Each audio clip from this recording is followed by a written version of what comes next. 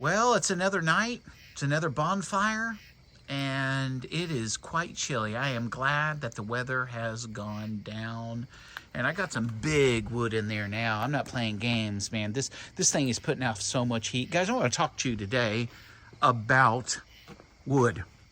And you're like, what? Yeah, I want to talk to you about some wood. Let me see if I can get some light over here. All right, here we go, right there. Guys, I don't know if you know this or not. This is about 7 inches across. And wood grows at 0.2 to 0.4 inches in diameter per year. So when you look at something like this, okay, it's 7 inches. That's 14, 15, 18 years to grow it that big. The circumference of this, if I'm understanding it, 0.2, 0.4. Say even if we went a ½ inch, it grew a ½ inch in diameter. That's 14 years right there. Let's go to this big honking piece right here. You can't hardly see it, but this one is, oh, that is 9 inches. So that piece right there is roughly, no, that's about 10 inches. That's about, is it really that big? That's 10 inches. So if we gave it the benefit of the doubt and went a ½ inch per year, guess what we're going to find? That's 20 years right there. If I was to go over here, I got some big wood over here. That's a big piece right there. That's a huge piece. Over here, under all that, is a huge log that's 25 inches across. So that's 50 years. Look at all this wood. Look at all the time it took to grow all this wood. And the calculations, they're pretty accurate. I mean, they literally are pretty accurate. And again, you know, when we're looking at this tree right here, this is an actual tree. Right here, right there, that's about 20 inches. So that's 40 years right there, that tree that I put my solar lights on. You like that? So that, hey, that's 40 years. But here's my question. How tall are you? That's not really my question. My question is this. How long has it taken God to grow you up, to conform you into the image of Christ? And you might say, hey, man, I'm 35 years old. You might say, man, I'm 40. You might say, man, I'm 70 years old. You might say this, man, I'm 104 years old. I have a person that's in San Francisco that watches The Man Cave. He's like 104, 105 years old. Has God conformed you yet? Can I ask you this question? Do you think the wood ever fights growing? No.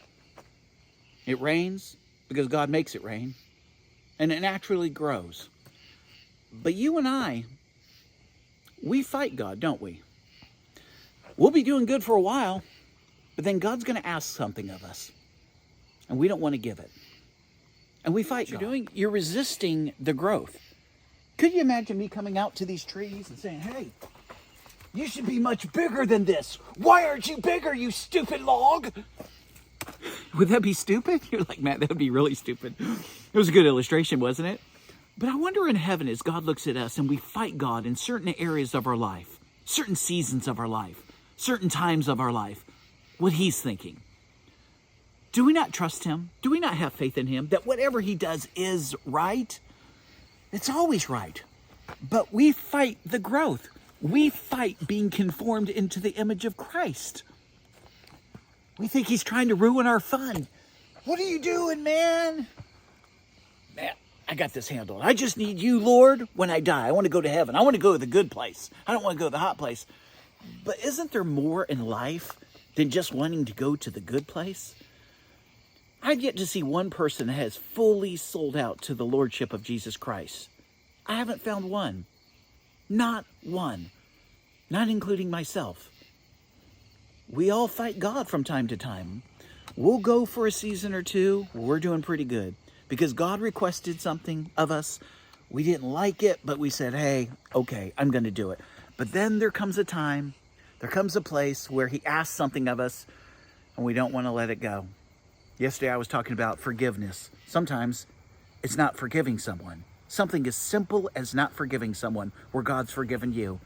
Sometimes he's asking and requesting something of you that's going to cost you, and you don't want to do it. It reminds me of the story of the rich man that came to Jesus, and he was popping off about how good a Christian he was, how good a person he was. And God said this, because God looked into his heart. Hey, sell everything you have. Come and follow me. It'll be guaranteed that you're going to heaven. But the Bible says he had many riches. I don't know what it is in your life that you're fighting God on, but realize this, that God's never lost a fight, and he doesn't lose his children. He says, I stay with the 99 and I go after the one. So if you know you're eventually going to lose, let's reason together, you and I. And this is what I had to conclude.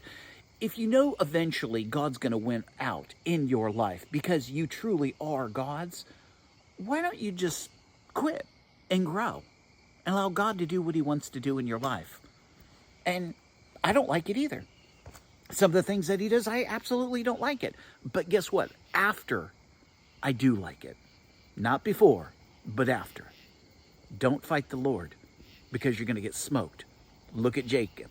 He's walking with a limp. I'm going to go enjoy my fire.